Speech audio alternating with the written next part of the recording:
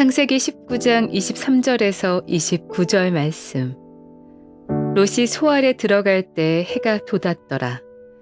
여호와께서 하늘 곧 여호와께로부터 유황과 불을 소돔과 고모라에 비같이 내리사 그 성들과 온 들과 성에 거주하는 모든 백성과 땅에 난 것을 다 엎어 멸하셨더라. 롯의 아내는 뒤를 돌아보았으므로 소금 기둥이 되었더라.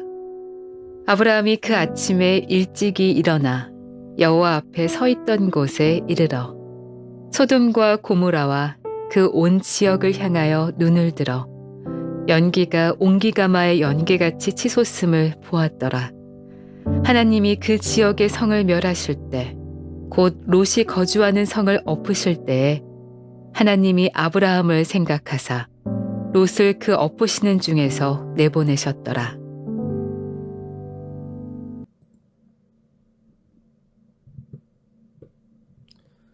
샬롬. 오늘도 하나님의 말씀으로 하루를 시작하시는 여러분들에게 하나님의 은혜와 평강이 충만하게 넘치시기를 간절히 축복합니다. 2025년 2월 19일 우리 창세기 19장 23절에서 29절 말씀 가지고 확정된 심판과 그 결과라는 제목을 함께 말씀 나누도록 하겠습니다.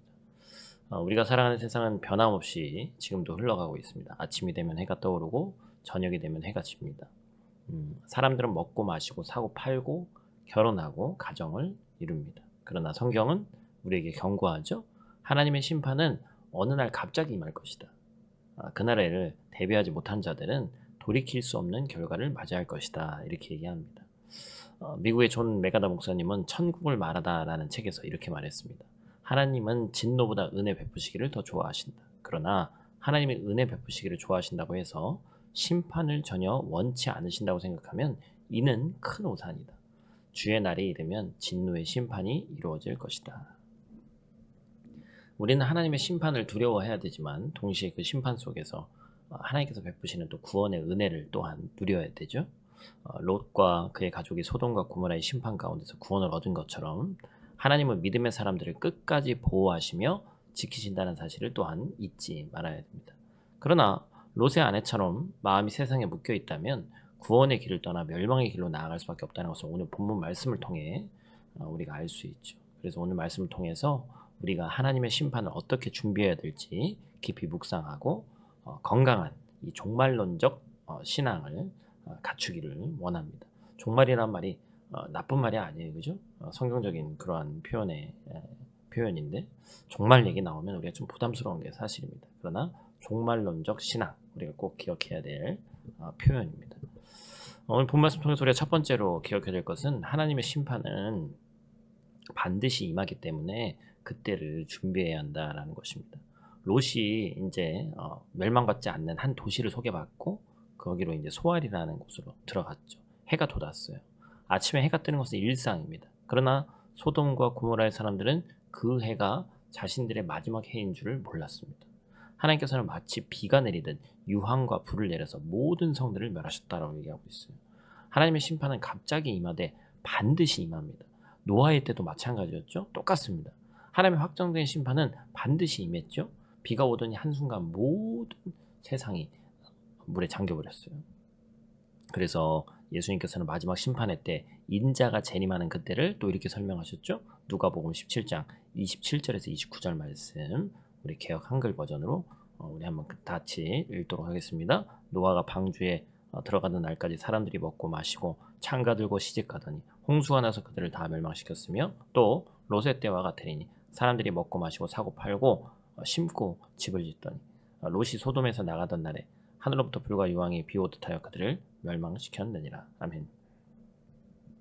여러분, 소돔과 고모라 성 안에 있는 모든 동식물들이 멸망했습니다. 창세기 13장에서 롯이 처음에 소돔 땅을 둘러봤을 때 그 땅은 물이 넉넉하고 여호와의 동산과도 같았다고 얘기했습니다.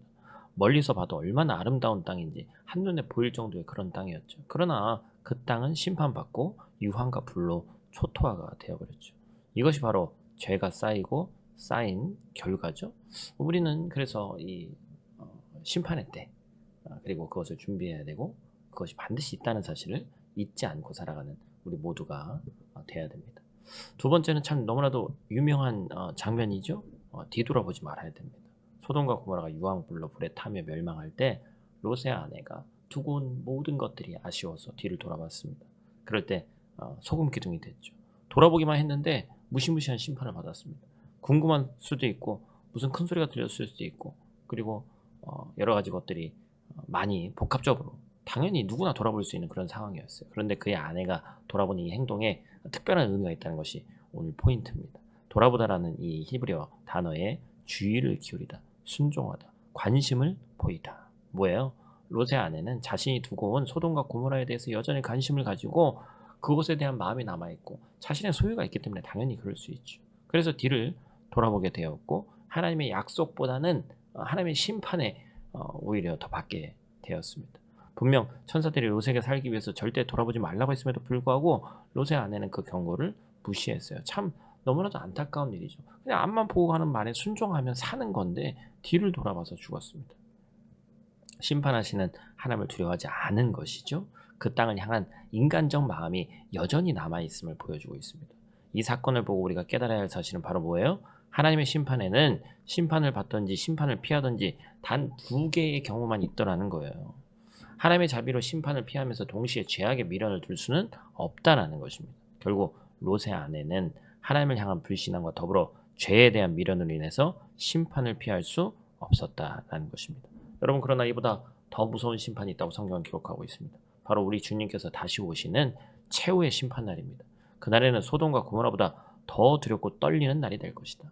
언제 올지 모르지만 반드시 온다는 사실을 우리는 알고 있기에 믿음으로 준비해야 됩니다.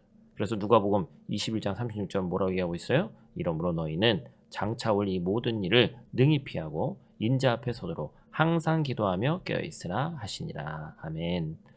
항상 기도하고 깨어있을 때 따로 준비하지 않아도 우리는 심판에서 자유하게 될 것이고 부끄러움이 없기 때문에 주님 앞에 서는 것이 아무렇지도 않게 되는 거예요. 심판을 두려워하거나 무서워하는 것이 아니라 오직 주님을 앙망하며 기다릴 수 있는 천국을 소망하는 정말 종말론적인 건강한 신앙을 가질 수 있더라는 것이죠. 그러므로 우리는 뒤돌아서지 말고 오직 우리의 시선을 하나님께만 두어야 되는 줄로 믿습니다. 그 길만이 사는 길이에요. 우리의 믿음 없음으로 불신앙과 의심의 싹이 올라올 때마다 우리는 말씀으로 이 모든 싹을 뿌리 뽑고 하나님을 절대적으로 신뢰해야 한다라는 것이죠. 세상의 것에 우리의 마음이 가고 시선이 가고 관심이 갈 때마다 우리는 과감하게 우리 눈을 질끈 감고 뒤돌아보지 않기를 원합니다. 예수님께서도 뭐라고 말씀하셨어요? 손에 쟁기를 잡고 뒤를 돌아보는 자는 하나님 나라에 합당하지 아니하다. 돌아보지 말라는 거예요. 저와 여러분이 어떠한 상황에서도 앞만 바라보고 하나님만 바라보고 믿음의 행진을 하기를 축복합니다. 오늘 본문은 상상조차 할 수 없는 도시와 성읍이 불에 타 멸망하는 장면을 보여줍니다. 그러나 그 심판 한가운데서도 하나님의 은혜와 긍휼이 있었고 구원의 손길이 강력하게 역사하고 있었습니다. 하나님은 의인을 기억하시고 구원의 길을 예비하십니다. 그러나 마지막 심판은 피할 수 없는 현실이고 우리는 믿음으로 그날을 준비해야 됩니다. 주님 오실 날을 기다리고 기도와 말씀으로 무장하고 깨어있기를 원해요. 심판을 두려워하는 것이 아니라 오직 예수 그리스도를 믿음으로 승리하며 천국을 소망하는 삶을 살아야 한다는 것이죠. 또한 우리의 가족과 친구, 아직 주님을 모르는 이들에게 복음을 전하고 중보 기도함으로써 그들이 구원의 은혜를 받을 수 있도록 힘써야 합니다. 목사로서 매주 모여서 기도했으면 좋겠습니다. 그런데 현실적으로 또 우리의 삶이 바쁘고 또 이제 목장 모임도 있고 또 성경 공부도 있고 그렇죠? 그렇기 때문에 사실 이 기도만큼은 각자 있는 자리에서 열심으로 해야 돼요. 여러분 이 반복적인 것 앞에 여러분들이 어떻게 하고 있는지 잘 모르겠습니다만 이렇게 말씀 묵상 마치고 또 음악이 있고 우리가 기도할 수 있는 시간 좀 있잖아요. 짧게라도 15분 20분 다 채우지 않아도 좋습니다. 5분 10분이라도 우리가 기도하고 기도해야지만 영적인 민감성이 생깁니다. 오늘도 기도함으로써 더욱더 하나님의 은혜의 축복 안에 있기를 원하고 오늘은 아니지만 또 내일 우리 또 목요일 또 기도회 있는데 본격적인 사역 시작하기 전에 기도하는 것이거든요. 우리의 마음을 모아서 함께 기도해 주시고 부득이하게 못 오시는 분들은 꼭 댁에서 어디든지 기도 함께 해주시기를 부탁을 드립니다. 우리 있는 자리에서 같이 기도하고 마치도록 하겠습니다. 사랑과 은혜가 충만하신 아버지 하나님 감사합니다. 오늘도 귀한 새날을 허락하여 주시고 주님의 말씀 앞에 서게 하시니 감사합니다. 주님, 우리에게 주어진 하루하루가 마지막이 될 수 있는 그러한 것을 꼭 기억하게 하시고 더욱 깨어서 기도하고 종말론적인 신앙을 잘 살아갈 수 있도록 하나님 도와주시옵소서. 하나님, 소돔과 고모라의 심판을 통해 우리에게 주시는 경고의 말씀을 기억하길 원합니다. 우리가 세상의 것들을 쫓으며 헛된 욕심과 죄에 사로잡히지 않도록 도와주시고 오직 주님만을 바라보며 믿음으로 행하게 하여 주시옵소서. 롯의 아내처럼 뒤돌아보지 않게 하시고 하나님 나라를 소망하게 하시고 전진하는 삶 살게 하여 주시옵소서.